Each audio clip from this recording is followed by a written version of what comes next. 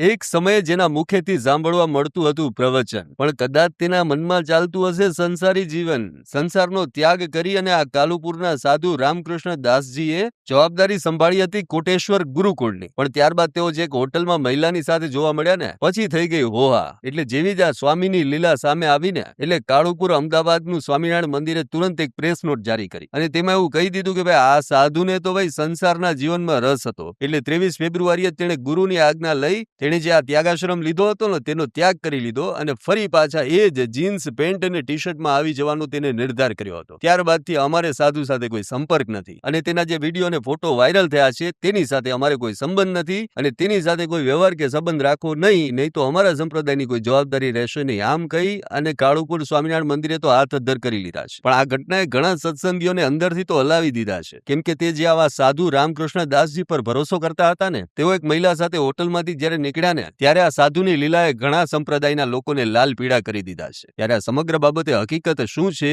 એ તો તપાસ થાય તો જ બહાર આવે. પણ હા, એક વાત ચોક્કસ છે, એક સમયે ભગવામાં જોવા મળતા આ સાધુ રામકૃષ્ણ દાસજી હવે આવી રીતે જીન્સ ટોપી અને મોબાઈલ પર વાત કરતી તસવીર તેની વાયરલ થઈ છે. અને પાછો સંયોગ તો જુઓ, જેવા સ્વામિનારાયણના સાધુના ફોટો અને વિડીયો સામે આવ્યા ને કે તુરંત જ સ્વામિનારાયણ મંદિર તરફથી 23 ફેબ્રુઆરીની તારીખ આપી દેવામાં આવી કે ભાઈ આ સાધુએ તો ત્યાગાશ્રમનો ત્યાગ કરી દીધો છે ને ફરી એક વખત સંસાર શરૂ કરવા માટે ગુરુજીની આજ્ઞા લઈ લીધી છે. પણ અહીં સવાલ એ થાય કે આ જાહેરાત મંદિર તરફથી પહેલા કેમ ન કરવામાં આવી? ત્યારે આ બાબતે તમારું શું કહેવું છે, કમેન્ટ કરીને જણાવો.